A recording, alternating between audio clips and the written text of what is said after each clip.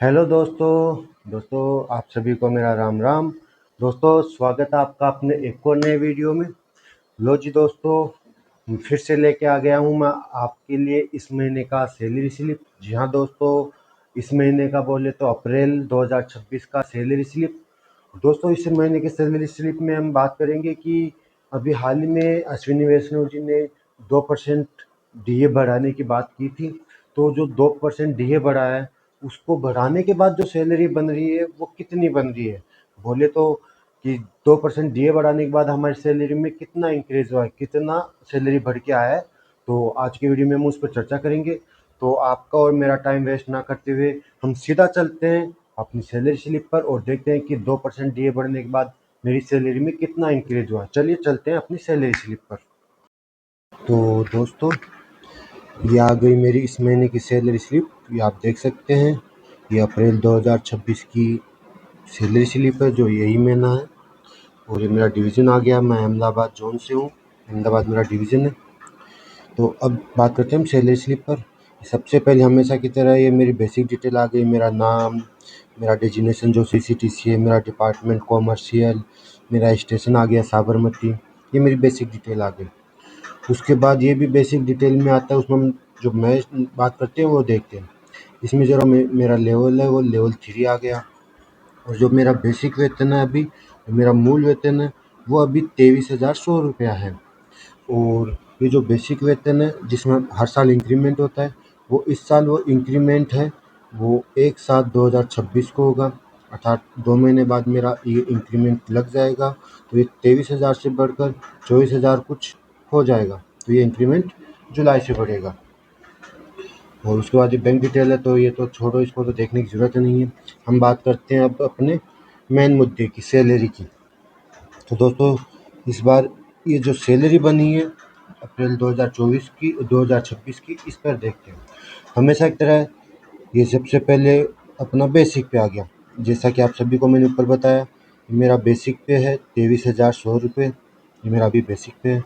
और बेसिक पे का जो ट्रेनर्स अलाउंस मिलता है डीए, वो अभी आप सभी को पता है कि 58% था, लेकिन अभी रेलवे ने घोषणा कर दी है और इसको 2% बढ़ाकर अब इसको 60% कर दिया। जी हाँ दोस्तों, अब जो डीए हो गया है वो 60% हो गया है।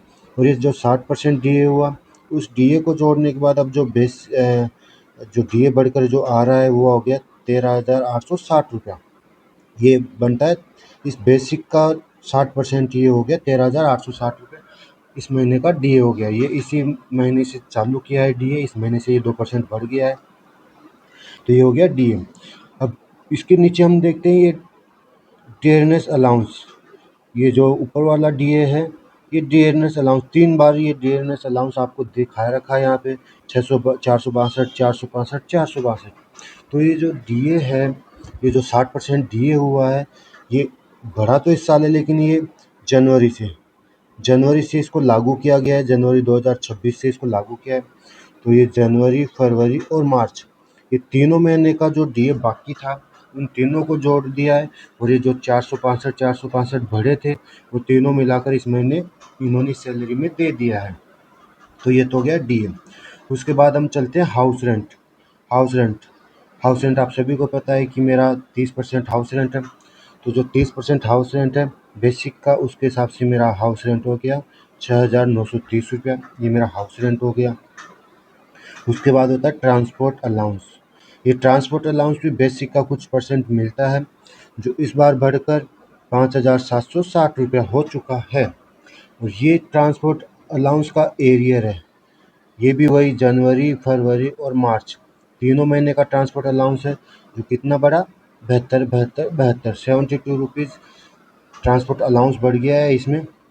ये 72 ट्रांसपोर्ट अलाउंस बढ़ गया है। जो जनवरी, फरवरी, मार्च का बकाया था, वो भी इस बार इन्होंने तीनों का एक साथ दे दिया है। तो ये हो गया ट्रांसपोर्ट अलाउंस। उसके बाद हम सैलरी की बात करते हैं, तो वो हो गई नाइट ड्यूटी। जी हाँ दोस्तों, आप सभी को पता है नाइट ड्यूटी अलाउंस मिलता है।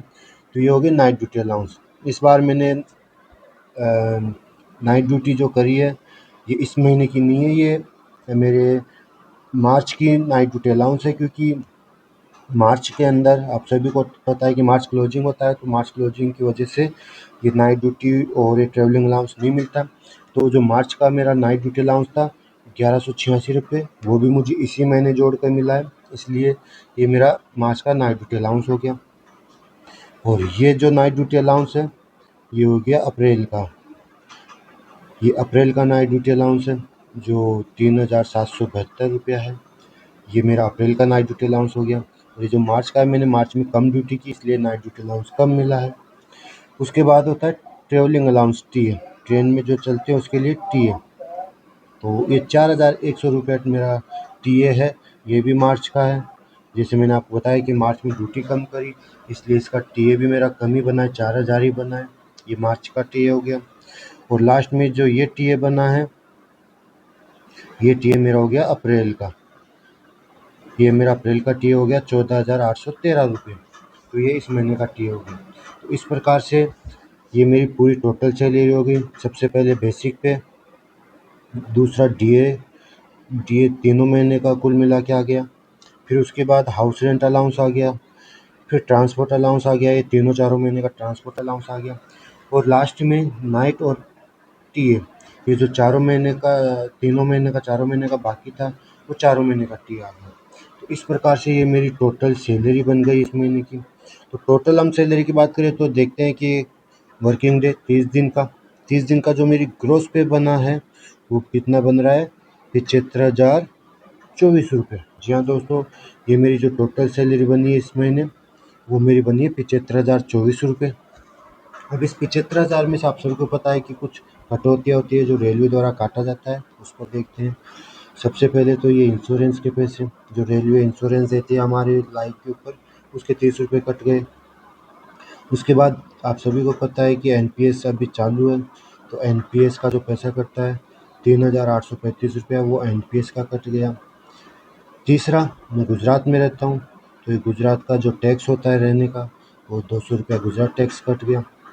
और चौथा, ये रेलवे स्टाफ बेनिवोलेंट फंड, ये इस बार कुछ नया जुड़ा है, मुझे पता नहीं ये क्या है। इस बार से ही ये फंड जुड़ना चालू हुआ है, जिसके 50 रुपये कट रहे हैं, तो वो 50 रुपये ये कट गए। तो ये तो हो गई मेरी कटौतियाँ।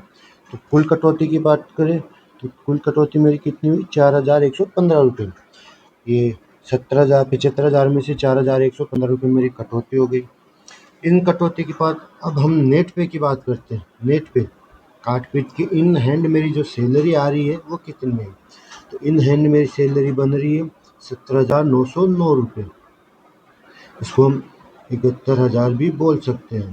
तो ये मेरी इन हैंड इस महीने की सैलरी बन चुकी है 17,909 रुपये। ये मेरी अप्रैल, जी हाँ दोस्तों, ये जो मेरी सैलरी बनी है ये अप्रैल 2026 की मेरी सैलरी बनी है 17,000 रुपये, जो काफ़ी अच्छी है। तो आज की वीडियो में बस यही बता रहा था कि इस महीने मेरी सैलरी कितनी बनी। वैसे तो ये सैलरी थोड़ी कम बनती है, लेकिन इस बार जो मार्च का पेंडिंग था, मार्च क्लोजिंग की वजह से जो पेंडिंग अमाउंट था वो इस बार अप्रैल में जोड़ के आ गया, इसलिए दोनों का जो मिला के सैलरी बना वो ये 17,000 रुपये बन गया है। तो काफ़ी अच्छी सैलरी बन गई है। तो बस आज की वीडियो में यही था जो मैं आपके साथ शेयर करना चाहता था। कैसा लगा वीडियो कमेंट करके ज़रूर बताइए। और प्लीज़ अगर वीडियो अच्छा लगे तो चैनल को सब्सक्राइब ज़रूर कीजिए। जी हाँ दोस्तों, अगर वीडियो आपको अच्छा लगे तो प्लीज़ चैनल को सब्सक्राइब कीजिए और शेयर कीजिए। थैंक यू, धन्यवाद, राम राम।